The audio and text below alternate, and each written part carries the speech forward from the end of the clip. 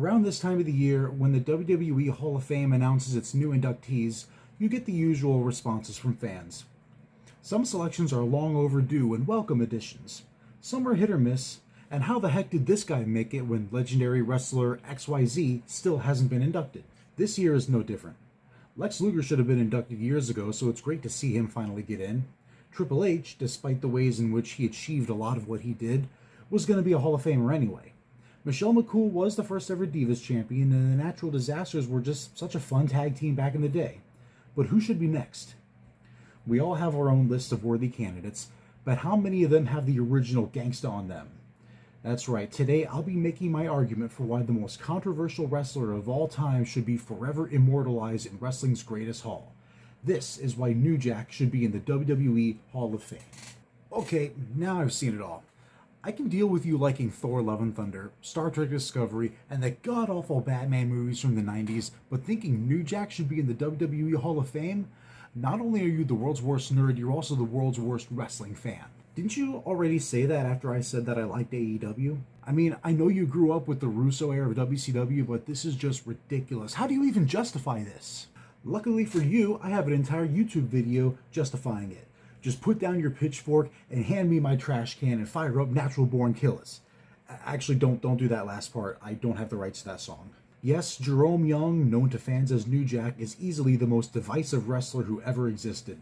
His stiff wrestling style, when he chose to actually wrestle, his hardcore exploits, and his willingness to take insane bumps really helped set him really far apart. When you heard his song, you knew exactly what you were getting, and chances are you welcomed it. At least if you were a fan of the original ECW and maybe early TNA too. Fans of Smoky Mountain Wrestling? Well, let's just say they had a very different reaction. It was actually a reaction that a good chunk of the internet wrestling community still seems to have when his name is mentioned. New Jack never shied away from controversy. Most of the time, I don't think he really cared. He was going to do his thing no matter what anyone thought. It almost got ECW kicked off of pay-per-view, and it definitely got him kicked out of TNA. Not to mention arrested a couple of times.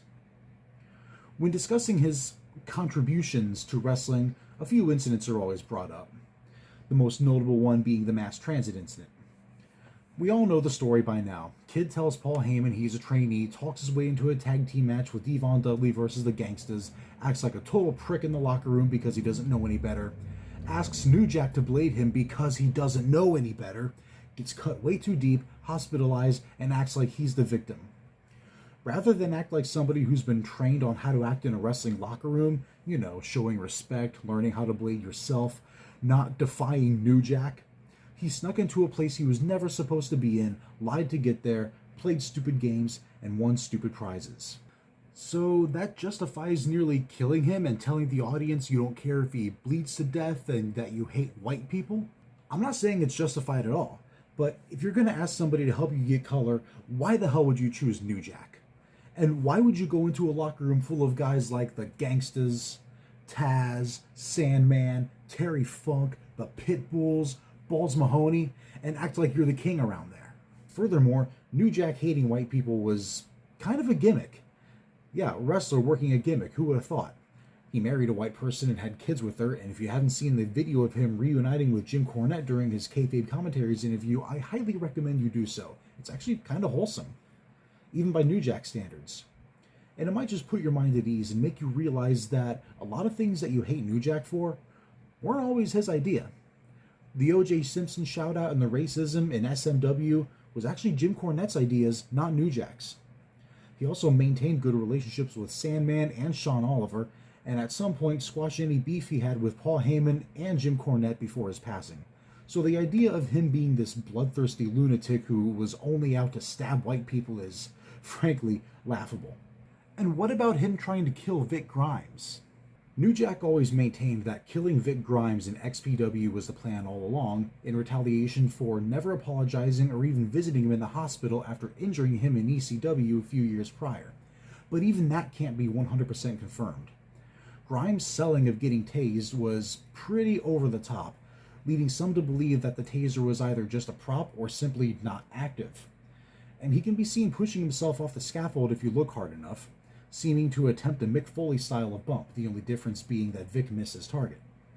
And if New Jack really wanted to kill him, He probably could have, or would have, but he didn't.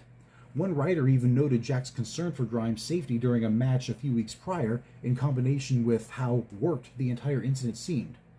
Unfortunately, I wasn't able to see this report for myself as the link was long dead. As knew Jack himself, and he'll tell you it was legit. But was he just saying that to build his own mystique? Working himself into a shoot? Maybe. I mean, it wouldn't be the first time. We'll never really know for sure, though. But at the end of the day, he never killed anybody and never actually faced charges for it. Not like the stabbing incident. Well, much like mass transit, if you're gonna go off script and stiff somebody in the ring, you don't do it to New Jack. That was common sense even back then. And I'm not saying that New Jack did the right thing, but a lot of times, well, especially in this case, these people do it to themselves. Wrestlers such as the Blue Meanie and Devon Dudley have gone on record saying that New Jack wasn't as dangerous to work with as fans have been led to believe. He was certainly no Christopher Daniels as far as work rate goes, but he could work if you cooperated with him, which is not an unreasonable request no matter who you're wrestling. In addition to his formal training under Ray Candy, who was also the man responsible for training Kane, New Jack was given invaluable advice from the Rock and Roll Express and Tracy Smothers during his time in Smoky Mountain Wrestling, advice which would help guide his character for the rest of his career. Jack told a story on Kayfabe Commentaries with Sean Oliver that he was ready to leave SMW after one too many racist heckling incidents. But the Rock and Roll Express advised him that as long as the crowd is reacting to him in one way or another, for better or worse, you will always have a place on the card. If fans don't respond to you at all, then you have a problem. And fans certainly responded to him in one way in SMW. New Jack learned from the Rock and Roll Express to use that heat to put himself over as a heel, something fans in Boston would get to experience years later. As mentioned before, it was actually Jim Cornette who encouraged him to talk about O.J. Simpson during a promo, this coming shortly after the famous court case where Simpson was acquitted of murder charges. Furthermore, wrestling in a region of America where racism was already the standard, and a black wrestler wouldn't necessarily be well received. Then Cornette comes up with the brilliant idea of, be racist. He advised him to bring up OJ, and he ran with it. There are veritable heat magnets in wrestling today, like MJF, Bully Ray, Don Callis, but arguably New Jack's ability to draw heat in SMW rivals them all. And from one end of the spectrum to the other, he was much better received in ECW than in SMW. It was here that he adopted his more hardcore style he'd be famous for.